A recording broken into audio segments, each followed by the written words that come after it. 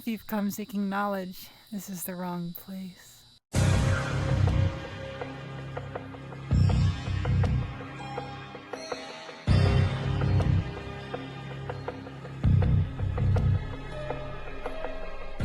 Thanks for letting me out of there. They only opened the door to let me go do paperwork, but they upgraded records to computers. They don't let me out anymore. But I appreciate this little team up we have. I've forgotten everything since I was meditating in there. But there is one thing I remember that I can tell you. And it's about the green guy. You know, that guy. If you were to be interested. And I know you're interested because you let me out, of course. So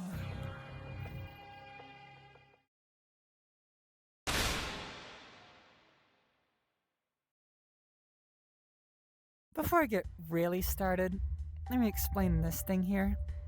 I call that the schizometer.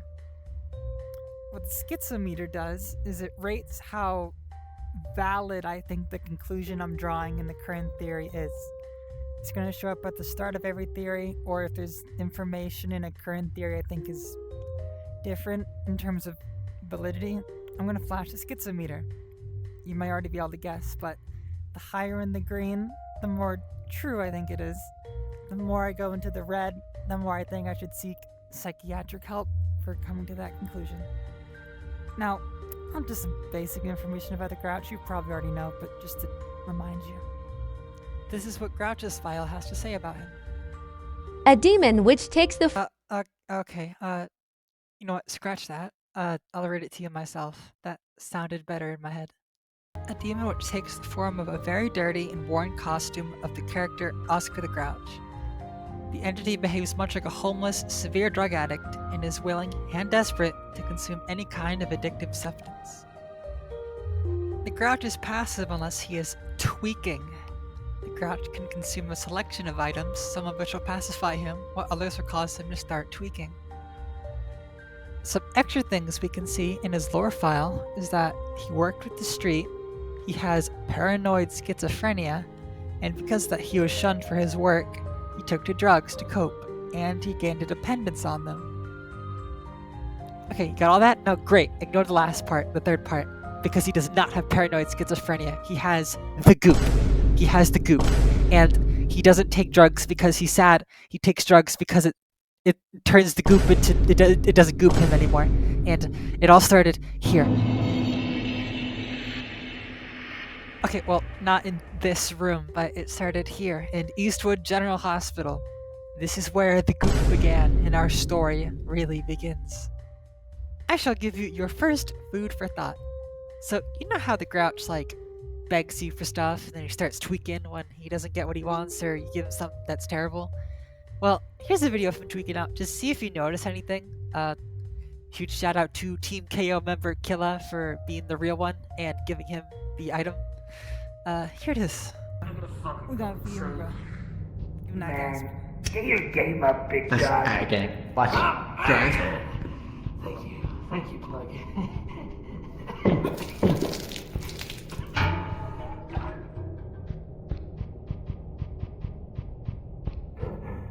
Oh, God. I'm squeaking again. Oh, God, no. Square, motherfucker. Sorry, Killa. Rip Bozo. Pigeon emoji.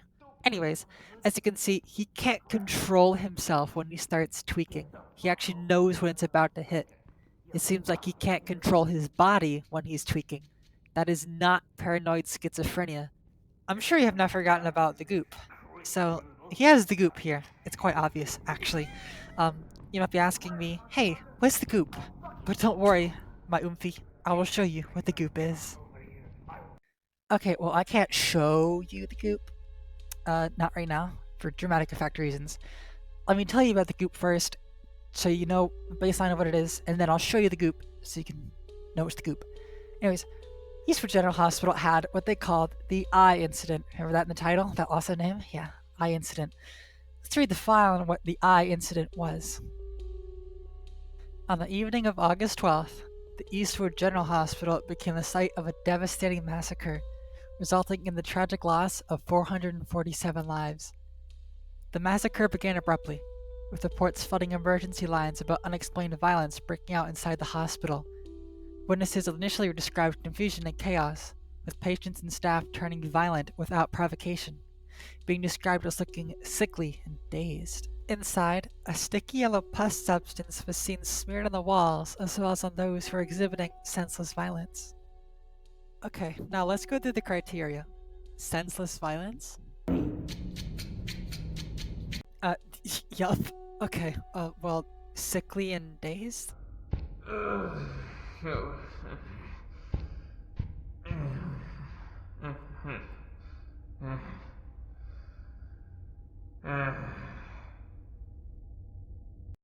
Yeah, I think we could say that. Okay, the final one. The sticky yellow pus substance. Let's inspect Bro real quick.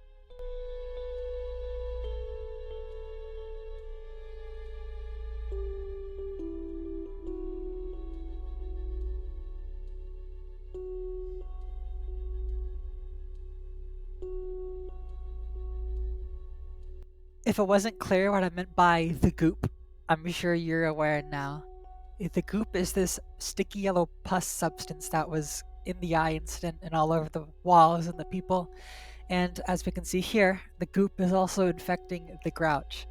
I don't know if the goop is the cause of infection or if it's just a byproduct of the goop coming out of the body if you're infected. But grouch has the goop disease. Now, you may be asking, and if you're not asking, I'm going to ask for you. Hey, if 447 people died in the eye incident, how did Grouch escape? How do you even know Grouch is in the hospital? And my answer to that is, was there because I said so, and he got out because he has to be in the game. Anyway, okay, let's just skip that. This is the second part to Grouch's lore file I didn't read at the beginning. I'm sure if you read the file, you know the big part that's missing. We're gonna touch on that subject now. One night in the streets of Westwood, he went to his plugs, as the younger generations call it, door at 3 in the morning and asked for 50 grams of something.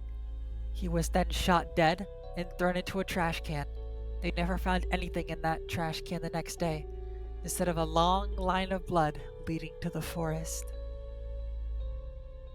Okay, just ignore that thing in the corner for me, please. Okay, so one thing we know, this death in the file happened after his schizophrenia and his drug stuff. However, he was not shot dead at his plug's house, and I believe I know what actually happened here. Okay, so do you remember that thing I said that he takes drugs to defeat the goop? Well, let me show you some examples of what I'm talking about. He drinks things such as vials of Red 40.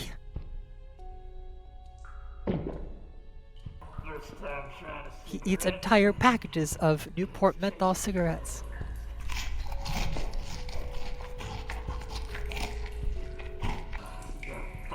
He drinks milk laced with cocaine. And he eats mayonnaise laced with uranium. These are just some of the items he can eat. Here's a list on screen of almost everything he can eat. Don't keep it up for long, you can pause if you want to read the whole thing. Okay, now there's two items I did not mention. It's the pocket fentanyl and the 25-gram Benadryl. Now, these two items are special because they both knock out the grouch completely for 1 to 2 minutes straight. It's that whole fent zombie pose thing you've been seeing. I'm going to be ignoring the pocket fentanyl. It's mostly a funny item. It's a Patreon thing. But the 25-gram Benadryl, I believe, has more reasons to its existence than we may think. Now, you may be asking, hey, why would the Benadryl knock him out? When I take the Benadryl, it's all like... Okay, well, to explain that, I'm going to take a step back real quick. Let me repaint the picture from the beginning with some new context that you have now. The grouch manages to escape the hospital during the eye incident, although he catches the goop disease in the process. He goes back to his normal life, working for the street. However, the disease is taking hold. He is mentally deteriorating and having violent impulses. However, he finds out that the high from drugs he takes manages to calm him down and stop his body from lashing out on its own. And so he begins to take an absurd amount of drugs. However, one substance he manages to find aids him more than the rest. Benadryl. Why would Benadryl work? Well, Benadryl is an antihistamine, meaning it blocks the body's response to things like allergic reactions, namely swelling and keeping fluids in that you'd rather stay in. And now my main point. What if the yellow pus substance is actually a result of the body trying to fight the infection? It could ooze out like an allergic reaction. The Benadryl would work directly combating the disease. I could imagine you'd want to keep your fluids in and stop swelling if it's causing this stuff to happen. I'd also like to mention that Benadryl is a legal substance. You can just buy it at the store, probably over the counter. Drugs, however, if you buy at the store, you get arrested. That is why he would prefer the Benadryl. Now, his workplace is probably aware of his whole situation by now. And once he's taken the Benadryl, they're probably aware, hey, this guy needs a ton of Benadryl so he doesn't go cuckoo crazy. And so they buy Benadryl for him. But the little pills aren't enough. So they create the abomination, the 25-gram Benadryl. Now, if his workplace is the street, and the street created these 25-gram Benadryl pills, why is it in the SlashCo store? And why is there a warning on the Benadryl saying to not eat a ton of antihistamines? Well, that's because the street is related to SlashCo. Okay, now that seems to come out of nowhere, but there's a couple reasons to actually prove that this is true. There's some reasons I can't share right now because it's related to a different theory, but here's some of the things that I can currently say. First of all, he seems to know that the SlashCo employees are the plug, and he also seems to ask for one thing in particular. Man, get your game up, big dog. I need one, big dog. Don't turn on me, dog. I need you. He wants one thing in particular, suggesting that he knows SlashCo employees would have Benadryl on them since SlashCo made the Benadryl. He also says not to turn on him, suggesting that we have been on his side before. You could explain that side turning as in like gameplay, like, oh, we've been feeding him and now you're not feeding him anymore. But let me be insane, please. Just this once, please. This also wouldn't be the only thing that SlashCo is affiliated with. Phillips Westwood High School is related to SlashCo as well. The principal of Phillips Westwood High School is Jim C. Bringer. Jim C. Bringer is the founder of SlashCo. You also can see his face everywhere in Old HQ. There's also pictures on the walls of the cafeteria with SlashCo uniforms on Dwayne The Rock Johnson. This also ties into his apparent death. He died at his plug's house after asking for 50 grams of something. 50 grams is a lot of something. However, that's 2 tablets of the Benadryls exactly. This is where I no longer know what to say. I do not know why SlashCo would try to kill him. Maybe he did die and he just came back. I'm not sure. However, there is plenty more lore to come in the future. I'm sure we might have a more concrete answer besides maybe they just felt like it.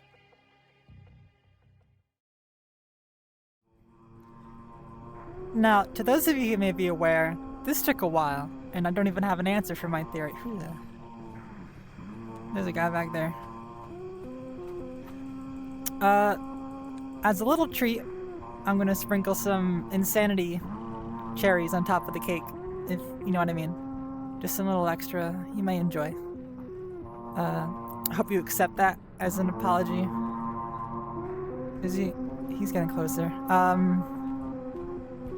I'll catch you later.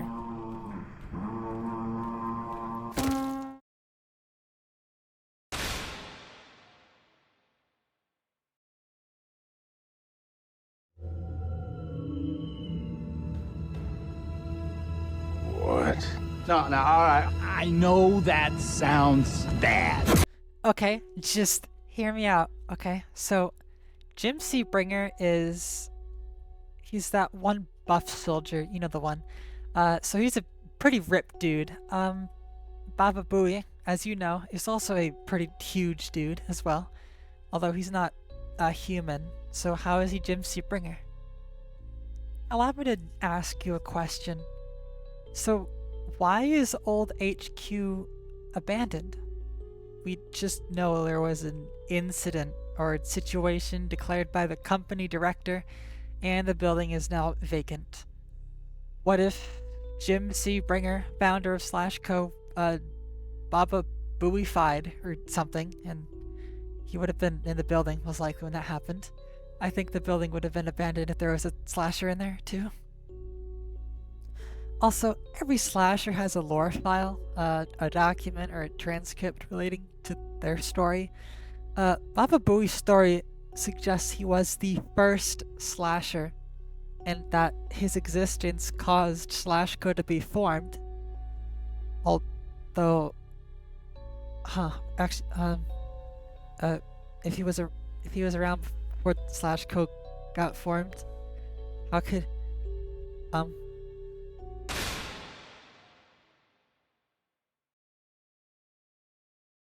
Shout out to the #1 oomph for making this discovery. Anyways, you know how SlashCo lore files sometimes mention real places? Well, what if Westwood and Eastwood are real Westwood and Eastwoods? Let's start off with Westwood, the most notorious place, and we're there several times. There is a Westwood in Ohio, right on the bottom tip. And there is also an Eastwood in Ohio that's actually quite close to Westwood. The Beast's file mentions Tennessee, which is also quite close to Ohio. And Baba Booey's file mentions Southern Michigan, which, again, is very close to Ohio. Sid's full name is the Sydney Monster, and you won't believe where a Sydney is located. And also, just think about SlashCo for a second. Of course we're in Ohio, dude.